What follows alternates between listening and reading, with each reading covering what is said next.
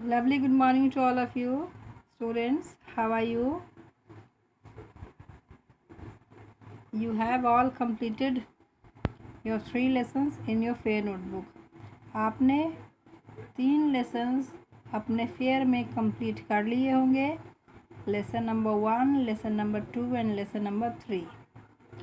Now today I am explaining page number 25 of lesson number 4, Yusuf and the genie. इस page से related मैंने word meanings आपको already send कर दिया है. उन वर्ड मीनिंग्स का एक शॉर्ट वीडियो भी बनाकर भेजा है, उसी आप नोट कर लिए होंगे. Now in this lesson we will read about a boy named Yusuf and how he wanted 3 wishes from a genie and how the genie take back his wishes. इस लेसन में हम स्टडी करेंगे, एक स्टोरी के बारे में पढ़ेंगे. उस स्टोरी में यूसुफ नाम के एक बच्चे को किस तरह से एक जिन मिलता है और वो जिन कैसे यूसुफ को विशेस देता है और फिर उन विशेस को वापस लेता है. Now come to the lesson. Yusuf lived in a large house which had a garden with many fruit trees. He would invite his friends to climb the trees and eat the mangoes, guavas, lychees and bananas. Yusuf एक बड़े घर में रहता था जिसमें एक बहुत बड़ा बगीचा था और उस बगीचे में बहुत सारे फ्रूट्स थे. तो वो अपने फ्रेंड्स को इनवाइट करता, उनके फ्रेंड्स आते, फिर उस बगीचे में सब मिलकर एक साथ जाते, पेड़ों पर चढ़कर आम, अमरूद, लीची, केले वगैरह सब खाते थे. He and his sister Huma would often play hide and seek with their cousins and friends in the garden.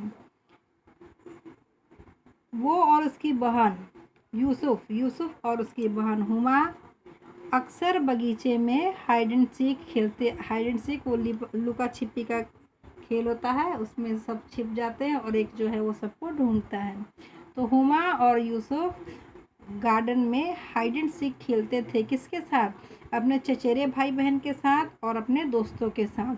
कहाँ खेलते थे? गार्डन में खेलते थे, स्टेयर सीढ़ियों पर छिपकर खेलते थे और उस बड़े घर में जो बहुत सारे कमरे थे उन कमरों में छिपकर खेलते थे.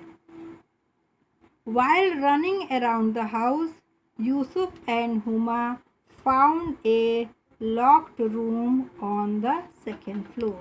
तो घर के तरफ घर में दौड़ने के क्रम में यूसुफ और हुमा को एक कमरा मिला. उस कमरे में ताला लगा हुआ था. कौन से? 2 मंजिले, 2 तल्ले पर.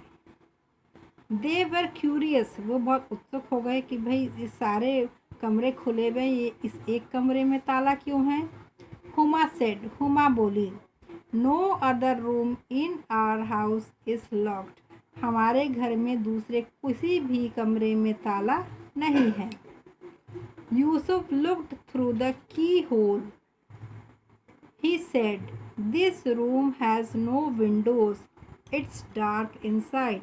तो यूसुफ वो जो लॉक में दरवाजे में जो चाबी लगाते हैं खोलने के लिए, तो यूसुफ ने वो चाबी वाले छेद में से झांका. उसने कहा कि रूम में तो कमरे में कोई खिड़की नहीं है, अंदर बहुत अंधेरा है. हुमा हैड एन आइडिया, तो हुमा को एक उपाय सूझा.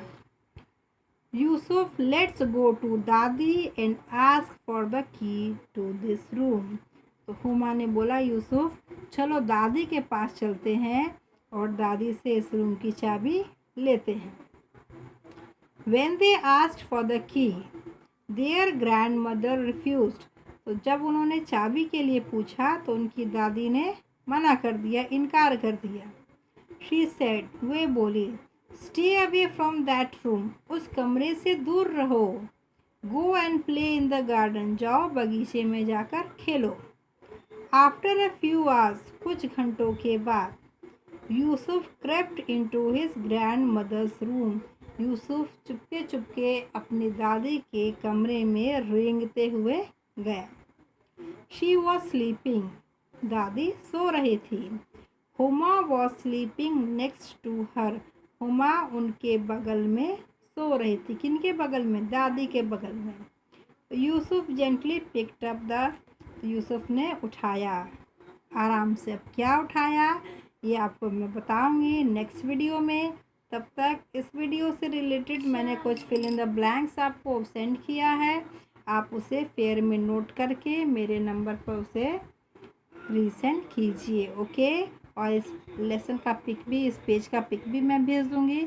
आप उसे बार बार पढ़िएगा और वीडियो को बार बार देखिएगा। ओके स्टूडेंट्स, नाउ मिलते हैं अगले वीडियो।